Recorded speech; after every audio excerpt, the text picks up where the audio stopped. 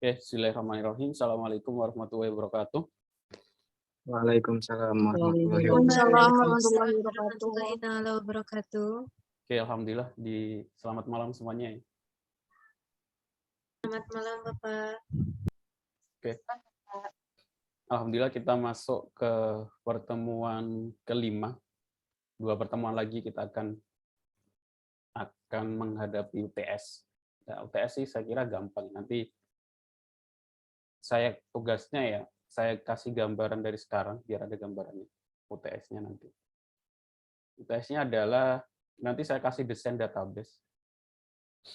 Walaupun nanti kalian akan belajar di perancangan database ya, nanti saya kasih gambaran dikit ya. Mengenai desain database itu ya, seperti kalau kita pengen merancang rumah gitu kan ada gambarannya, desainnya. Share screen saya kelihatan?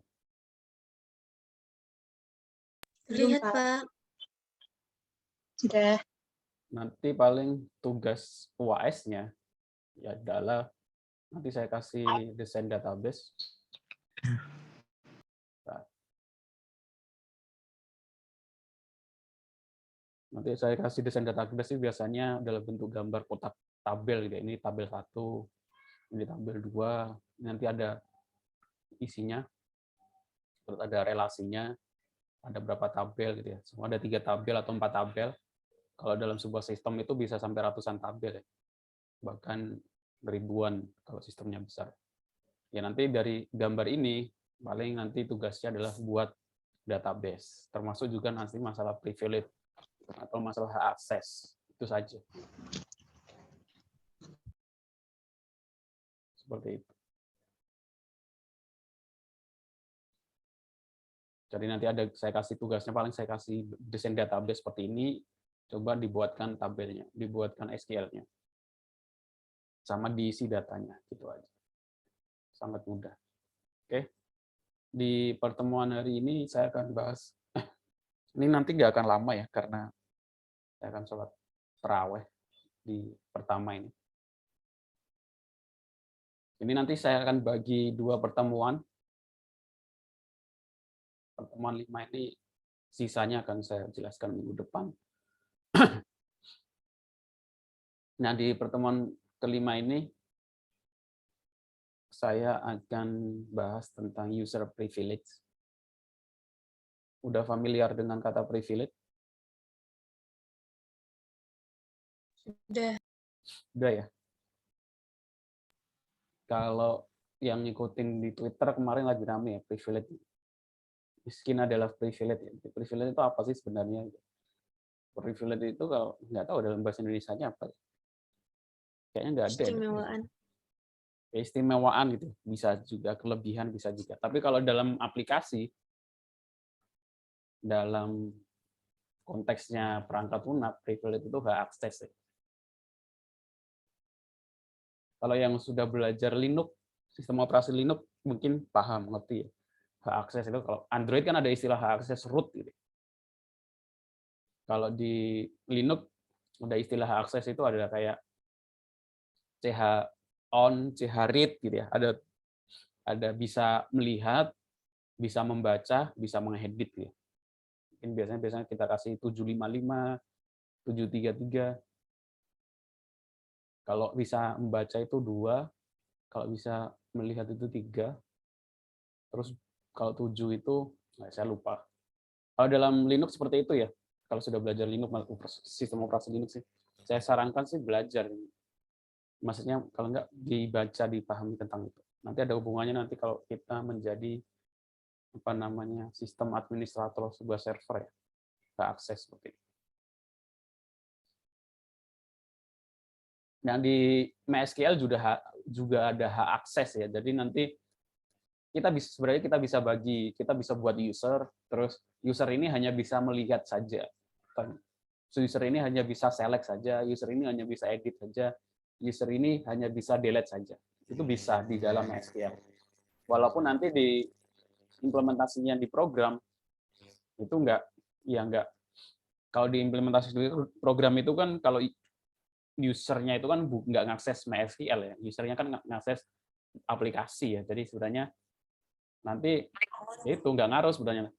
kan dia usernya ini ngakses aplikasi. Nah, nanti perbedaannya dia bisa ngedit atau delete kan dari sisi aplikasi, dari sisi bahasa pemrograman.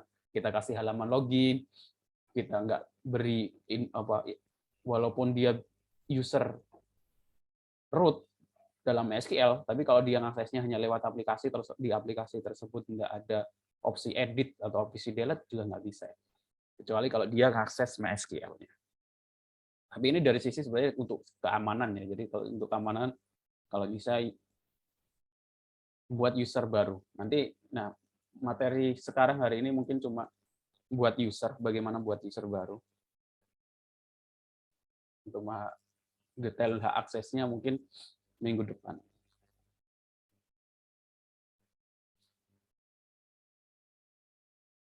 Tapi sebelum saya masuk ke pembuatan user baru ini, kemarin ada yang nanya sudah mengumpulkan tapi apa namanya belum berubah gitu ya nilainya. Saran saya perhatikan sebenarnya sudah tampilannya seperti ini ya. Kalau saya sih nggak di boot WhatsApp itu nggak pakai database, saya pakai Excel. Jadi di sini paling atas kan ada update data terakhir ya. Jadi update data terakhir itu terakhir kali saya update data, saya koreksi deh. Kalau pengumpulannya itu setelah update data terakhir, ini kan kalau kalian lihat terakhir tanggal 29 jam 12 ya. Jadi kalau ada yang mengumpulkan setelah tanggal ini ya otomatis belum berubah. Gitu. Seperti itu. Karena masih ada yang dikiranya nggak dikoreksi atau kelewat. Kecuali kalau pengumpulannya setelah update data terakhir. Gitu. Itu masukannya. Nah. Oke. Sekarang bagaimana membuat user baru dalam SQL?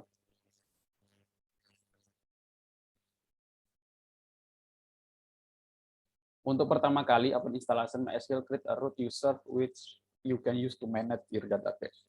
Pertama kali kita install database atau install MySQL itu user yang dibuat pertama kali itu user root. Yang kita bisa gunakan untuk memanage database. This user has full privilege over the MySQL. User ini punya semua privilege ya, itu yang jadi masalah. Nah, salah satu alasan kenapa sistem operasi Linux itu lebih aman daripada Windows, termasuk di Android ya. Bahkan di Android kalau kita kalau kita beli Android terus kita root, kita jadiin user, kita buat user rootnya, itu kan biasanya garansinya hilang ya kalau Android kita jadiin root. Kenapa? Karena itu untuk masalah keamanan sebenarnya. Jadi kalau di Linux itu kita selain root itu nggak bisa ngedit, hanya bisa ngelihat ya, nggak bisa merubah, ngedit dan lain sebagainya, hanya user root. Makanya lebih aman karena untuk bisa masuk user root kita harus masukkan password dan itu nggak bisa. Ya mungkin bisa dipakai trik tapi defaultnya harus user root. Beda dengan Windows kan. Windows kan kalau kita sudah login ya kita bisa melakukan apapun di semua folder dalam Windows ya. Hanya usernya itu meminta password itu opsional saja di awal ketika login. Nggak semua folder kalau kita pengen merubah atau pengen ngedit harus memasukkan password. Tapi kalau di Linux, kalau kita pengen merubah atau kecuali di folder home, selain di folder home, kalau kita pengen merubah folder, rename, ngedit, itu kita harus menjadi user root terlebih dahulu, install aplikasi. Gitu. Kalau nggak menjadi sebuah root yang nggak akan bisa. Nah itu, ini kan lebih aman karena ya itu setiap kali ini harus kita masukkan password. Walaupun kemarin saya baca di grup itu ada ada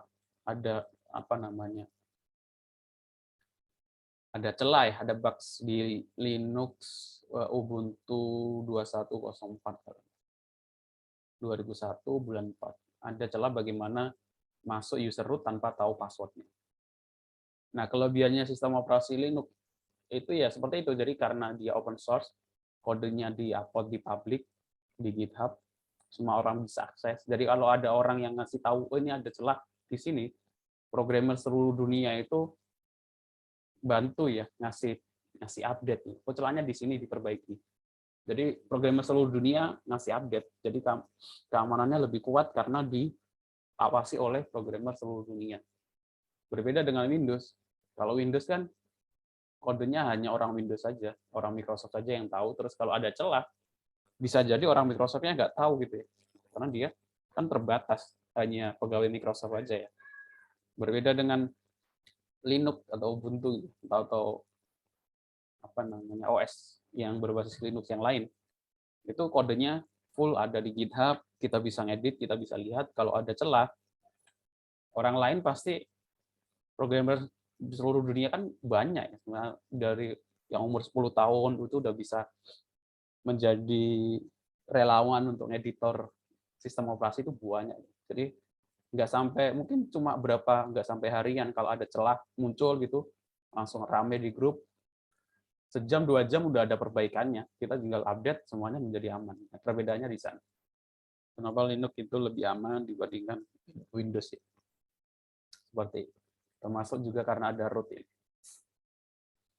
Meaning it has complete control over database. Jadi artinya sistem akun root ini punya kontrol yang sangat besar ke dalam database, table, user, dan lain sebagainya. Because of this, karena itu it is best to avoid using account outside administrative function. Jadi lebih baik kalau kita pengen masuk ke database dengan menggunakan user root. This step outline how to use the root MySQL user to create user. Nah, karena itu disarankan untuk membuat user akun baru ya selain user root. Jadi kalau bisa jangan gunakan akun root, karena akun root itu semuanya aksesnya ada di dia. Nah, terus bagaimana untuk buat user root, untuk membuat user dalam MySQL? Nah, ini perintahnya. Ini Oracle juga sama seperti itu. Silakan masuk dulu sebagai root, ya. Masuk dulu ke MySQL sebagai root, kemudian kita buat sama sih. Kalau kita menggunakan Linux juga create usernya seperti ini. Create user, username, nama username kita, add host.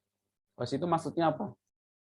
Host ini maksudnya adalah lokasi komputer. Jadi kalau komputer kita kan istilahnya localhost ya. Berarti biasanya kita tulis localhost atau kita bisa tulis IP address komputer kita. Jadi default-nya localhost itu kan ada beberapa istilah. Kalau sudah ikut mata kuliah jaringan itu kan istilah localhost itu untuk komputer lokal kita gitu. Itu bisa kita tulis juga sebagai 127.0.0.1. Ini juga boleh. Localhost itu kita bisa tulis localhost di sini atau IP address yang sudah jadi kesepakatan bahwa kalau localhost itu IP address-nya 127.0.0.1. Jadi cara buatnya create user, nama username-nya, host-nya. Jadi kita bisa, kalau kita pengen ngakses MySQL dari komputer lain itu bisa. Jadi tapi kita harus buat user dulu. Ini host-nya ini kita tentukan IP address dia berapa. Terus identified by, artinya apa identified by? Artinya adalah kita tentukan password-nya. Cara mengidentifikasi dia itu bagaimana? Dengan password yang akan kita berikan setelahnya di sini. Nah, di sini kita tulis password yang akan kita inginkan apa. Seperti itu saja untuk buat user. Tapi kalau sudah buat user ini belum bisa ngapa-ngapain ya. Cuma dia bisa sudah masuk, belum bisa select, belum bisa ngapa-ngapain karena belum kita kasih privilege. Belum kita kasih hak akses.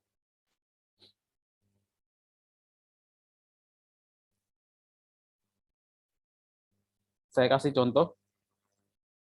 Create, ini ya, saya buat user, create user, share screen saya kelihatan nggak? Kelihatan ya? Tulisannya kelihatan ya? Kelihatan lah. Kelihatan ya? Jadi create user, Dwi, nama saya, add localhost. Jadi user Dwi ini hanya bisa mengakses untuk localhost. Nanti bagaimana biar ini untuk apa saja bisa diakses apa saja, nanti bisa pakai persen. Nanti materi selanjutnya. identified by 123. Artinya apa? Usernya Dwi, passwordnya 123. Itu saja. Query oke, null row access. Jadi kalau saya pengen login, saya nggak pakai user root lagi. Jadi bawahnya ini saya langsung, setelah itu saya exit dulu ya. Perintah exit keluar dari, setelah kita buat user root, kan dia masih di login sebagai user root ya. Kita exit dulu, keluar dulu dari MySQL, exit, by. Terus kita masuk lagi menggunakan user kita yang baru. MySQL, min U adalah usernya apa, Dwi, min P, passwordnya, bisa tulis langsung di sini, 123. Tapi nanti jadi kelihatan passwordnya. Min P, enter. Nanti ada opsi min H. Kalau kita ngaksesnya dari komputer lain, nanti ada opsi min H. Min H itu min host, jadi dari komputer mana. Baru nanti kita masukkan IP address-nya. Karena ini masih localhost, saya nggak pakai opsi min H. Min P, ya udah saya masukkan password yang baru. Jadi jangan lupa passwordnya itu tadi sebelumnya apa ya. Jadi saya masukkan 123. Nah ini enter password 123, nanti nggak muncul passwordnya seperti ini. Jadi kalau typo atau apa ya nggak ketahuan. Jadi kalau salah, kalau nggak bisa login kemungkinan sih typo. Jadi kadang ada mahasiswa yang bingung kok saya nggak bisa login gitu. Kemungkinan ketika membuat user dia pakai huruf besar, huruf kecil ketika dia masukkan di sini karena nggak kelihatan ini ya, nggak kelihatan, mungkin dia typo. Kalau kelihatan kan kita bisa lihat, kalau typo kan nggak kelihatan, terus akhirnya kan nggak bisa login, salah passwordnya, terus bingung gitu. Nah itu biasanya seperti itu. Kayak sensitif ya, huruf besar, huruf kecil beda. Kalau saya sih karena biar mudah aja 123. Kalau saya masukkan 123, hasilnya berhasil. Nah di sini saya masuk sebagai user Dwi. Belum select database. Nah, dia hanya bisa masuk karena belum bisa punya hak akses apapun. Nah, buktinya apa? Buktinya kalau dia nggak bisa ngapa-ngapain. Buktinya adalah kalau saya pakai use pegawai, saya pengen masuk ke database pegawai. Ini kan use database pegawai. Nah, di sini ada informasi akses DNet. Akses nggak boleh for user to database pegawai. Artinya apa? Ditolak ya, aksesnya ditolak karena dia belum punya hak akses. Sama kalau saya gunakan query apapun ini nggak bisa sebelum saya kasih akses, sebelum saya bisa kasih akses di root. Nah itu berbeda. Nah di Linux juga seperti itu. Jadi sebuah user itu kalau kita buat user kita bisa kasih dia hak akses seperti root bisa. Kita harus bisa definisikan dia hanya bisa buka folder ABC juga bisa. Atau dia hanya nggak bisa ngapa-ngapain, hanya bisa lihat juga bisa. Dan ini sebenarnya konsep seperti ini sama di kalau kalian mengumpulkan Google Drive gitu kan. Dan kalau nggak dirubah ya yang bisa ngelihat hanya yang punya file. Jadi harus diganti dulu aksesnya ke siapa saja yang bisa lihat.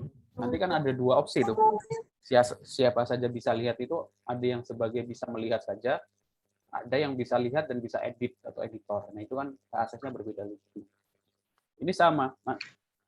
Nanti kita bisa kasih akses dia hanya bisa lihat masuk ke dalam folder pegawai saja bisa, nggak bisa ngedit juga bisa, hanya bisa ngelihat juga bisa.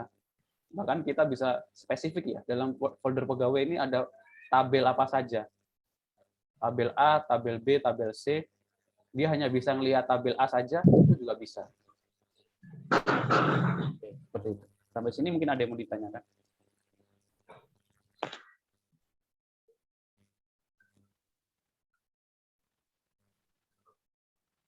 Cukup jelas ya? Jelas, Pak. Jelas ya. Nanti kalian praktekkan sendiri. Jadi nanti tugas project UAS-nya sih kemungkinan dari awal ya, buat user, kasih akses user, buat tabel, desain tabel, isi data, tampilkan data, olah data, ya itu saja.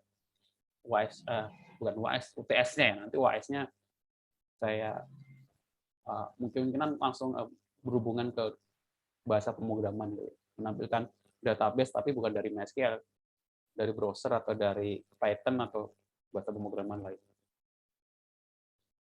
Nah, selanjutnya kita juga bisa melihat di dalam database kita itu ada user apa saja.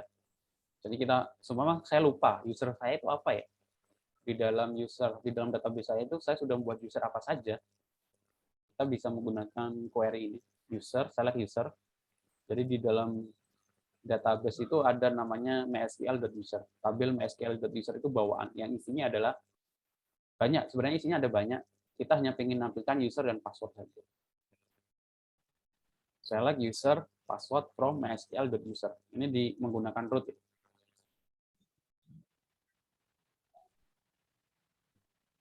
Kalau saya jalankan, select user password from mysql.user, user dan password. Ini menampilkan folder user, nama-nama user yang ada di dalam database saya. Di sini kalau kita lihat Dwi ini, yang lain kan nggak ada passwordnya, root nggak ada passwordnya, ini root, PMA ini PHP admin juga nggak ada passwordnya. Di sini ada Dwi, nah ini passwordnya dienkripsi. Ini nggak tahu, ini enkripsi apa saya belum ngecek. Bisa MD5, bisa hash. Nanti ini istilahnya kriptografi ya. Kriptografi, nanti sebenarnya ada mata kuliah kriptografi juga.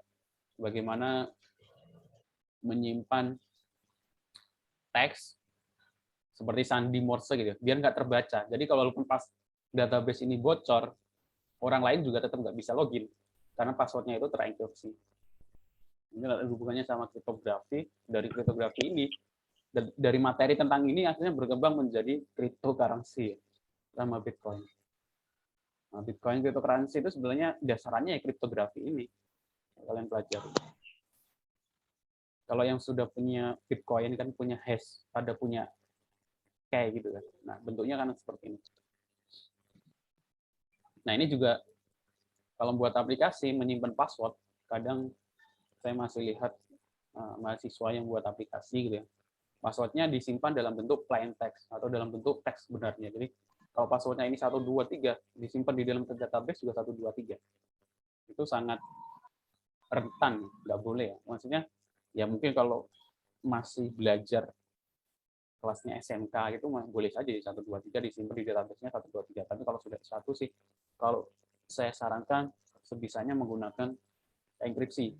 Jadi kalau database kita bocor, yang tahu database-nya ketika dibuka tetap dia nggak bisa mendecrypt ya, nggak tahu passwordnya karena terenkripsi. Pernah kejadian di Tokopedia. Tokopedia kan pernah ada yang berhasil mengambil database-nya hampir 6 giga ya. 6 giga, kalau kalian baca tahun 2018 atau 2017 itu, database-nya itu ada yang bocor. Sama pihak Tokopedia kan mengatakan walaupun bocor tapi tetap aman karena semua datanya di-encrypt.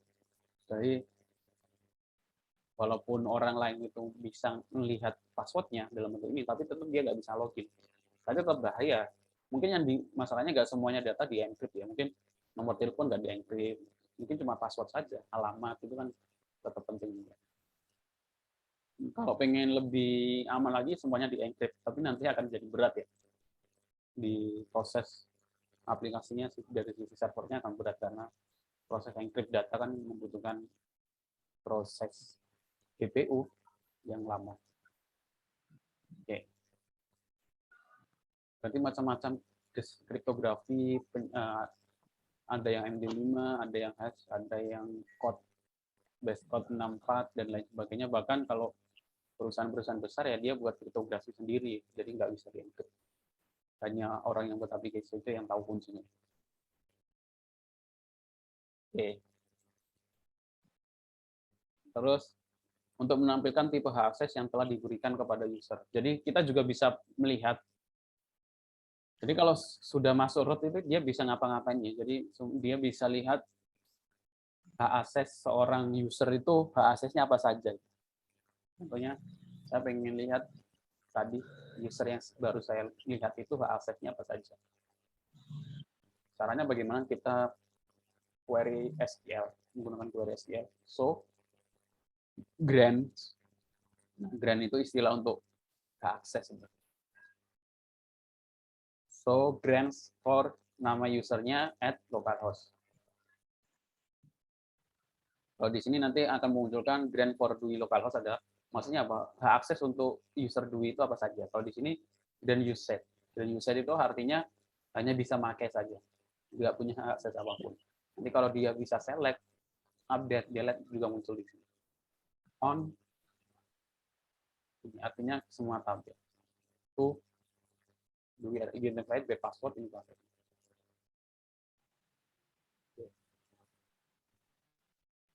Lainnya mengecek daftar user dan tempat aksesnya. Nah, kita juga bisa melihat user sama seperti ini. Kalau tadi kan select user password ya, from MySQL user, kita juga bisa menampilkan select user host. Hostnya itu artinya apa? Dia bisa mengakses dari mana saja gitu. Tapi disilat DUI ini di localhost, TMA localhost, root localhost. Root ini ada dua, ada localhost bisa 127.0.0.1 juga bisa. Artinya apa? Localhost sama ini tuh sama. Jadi kalau kalian install, kalian di browser itu kalian bisa nulis localhost atau ada yang menulis 127.0.0.1.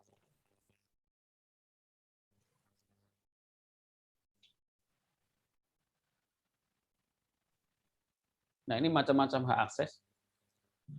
All artinya semua hak akses, alter artinya hanya dia bisa alter routine, create routine, create table space, create temporary table, create user, dan lain sebagainya.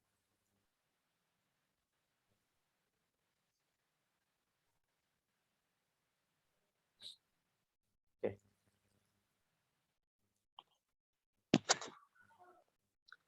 Oke, sampai sini mungkin ada yang mau ditanyakan?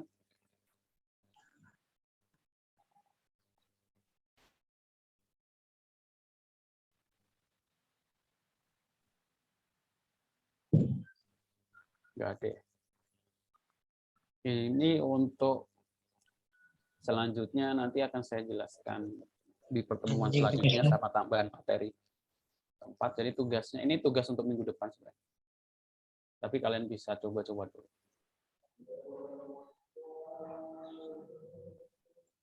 Itu saja. Sampai sini tidak ada yang mau ditanyakan?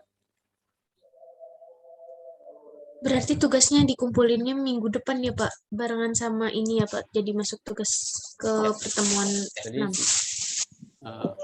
Untuk minggu ini nggak ada tugas sebenarnya. Nanti ini masuknya minggu depan. Mungkin kalau kalian pengen kerjain dulu nggak apa-apa. Kalian kan pasti udah bisa kerjain nomor 1 ya, buat user dengan ketentuan nama, password adalah ini. Nah, ini saya tulis.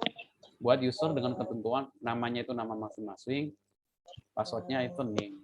Terus berikan akses user tersebut agar hanya bisa melihat pada tabel MHS name. Ini nanti di pertemuan selanjutnya saya bahas. Buktikan bahwa user hanya bisa melihat tabel tersebut. Ini nanti pertemuan selanjutnya saya bahas. Oke, itu saja. Jadi sebenarnya malam minggu ini nggak ada tugas, jadi ya istirahat 1 minggu. Setelah 3 minggu berturut-turut ada tugas. Jadi silakan yang belum mengerjakan tugas 1, 2, 3 dikerjakan. Seperti itu. Oke, apa yang mau ditanyakan? Ini intermezzo sebentar. Kemarin saya nge-follow apa namanya, ketika saya di Twitter itu, saya mau tadi disconnect. Nah, ini intermezzo sebentar. Kemarin saya lihat ada produk, ini open source. Jadi bagaimana membuat machine learning tanpa kode, no code, cukup dengan SQL. Ada produknya namanya MenchDB, kalian bisa cek di websitenya menchDB.com. Ini open source, jadi kita bisa membuat prediksi hanya dengan query SQL. Biasanya kan kita harus pakai pemrograman Python, pemrograman lain. Contohnya bagaimana?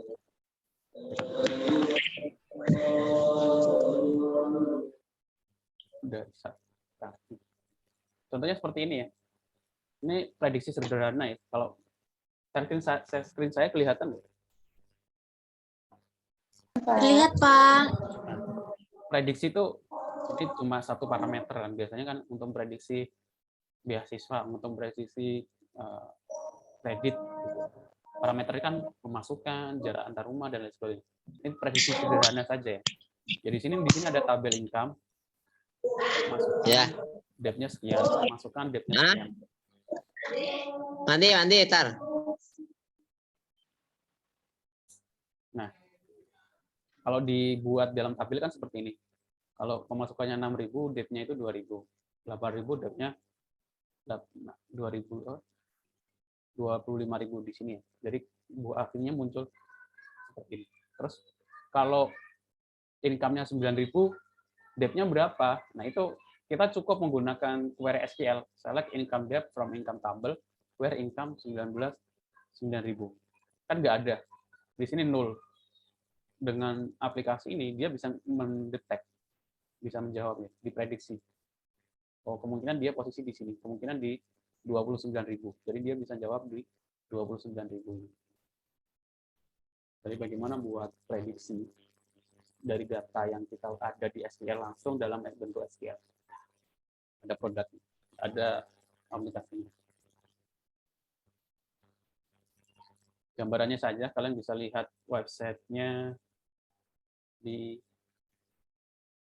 ini, bisa jadi topik skripsi kalau mau. mensdb.com.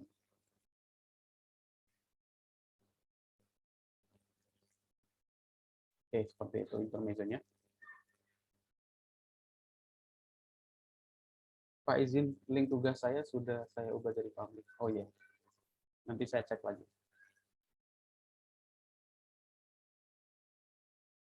Oke, itu saja ya untuk hari ini. Kalau yang belum mengerjakan atau masih ada perbaikan tugas-tugas sebelumnya, silakan dikerjakan. Oke, ada yang mau ditanyakan?